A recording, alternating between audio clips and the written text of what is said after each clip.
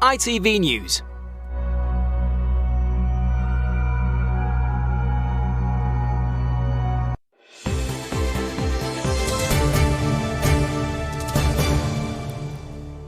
Hello again. Now the main stories in London.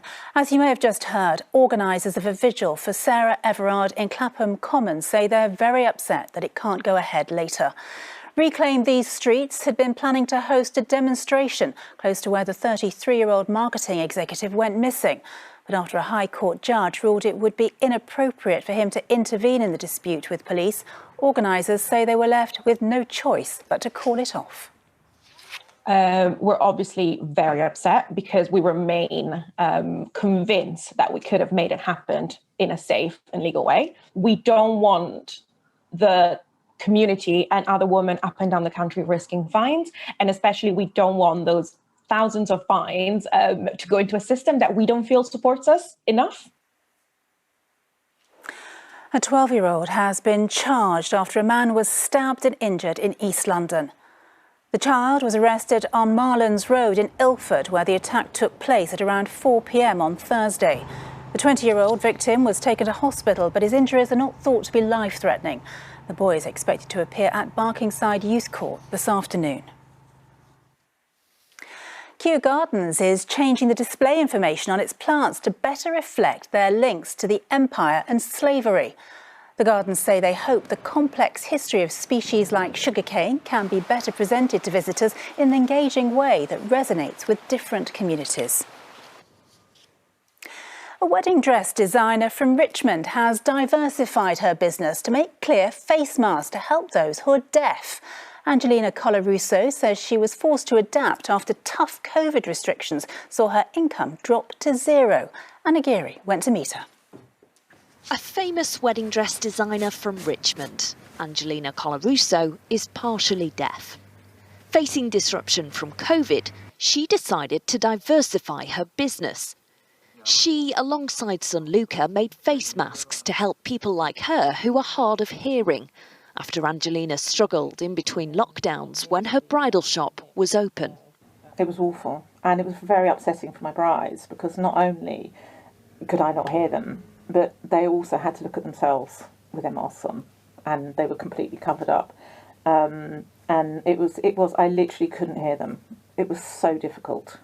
The pair started developing the clear shields last August. We made so many different prototypes. Yeah. It was just so much trial and error, and actually quite funny. We have got some quite funny pictures of it. The funniest of all was him with his head completely wrapped. It was kind of like this jelly stuff that hardens, and my whole head was covered in it, and I was trapped inside of it.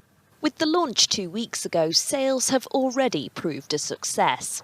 A saving grace given the financial burden Angelina has faced with weddings cancelled in the past 12 months. It wasn't sort of a planned thing, obviously. The inspiration for these masks just came because of the business.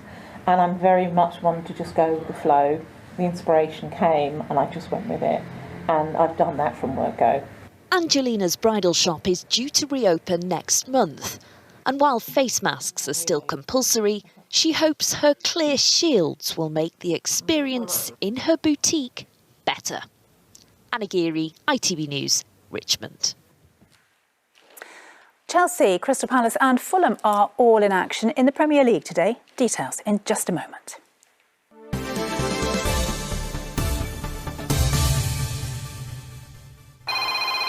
Keeping up to date. Hi. Hi, proud sponsors of ITV Regional Sports Report. Chelsea are at half-time in their away match against Leeds United. It's currently goalless there. Later, Crystal Palace host West Brom at Selhurst Park. And Fulham are looking to score big in their match later. The team are set to play Man City at home and face a fight to get out of the bottom three in the Premier League. They're looking for the win after beating Liverpool earlier this week. Every single one of them players, including me, my staff, we've had to step out of a comfort zone at times to try and get better. And to do that, you need to be brave. You've got to have a bravery about you.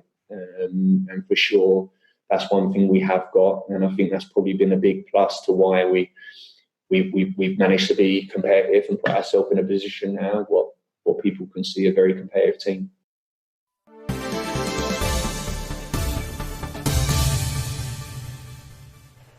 OK, let's get the weather now. Here's Amanda Houston.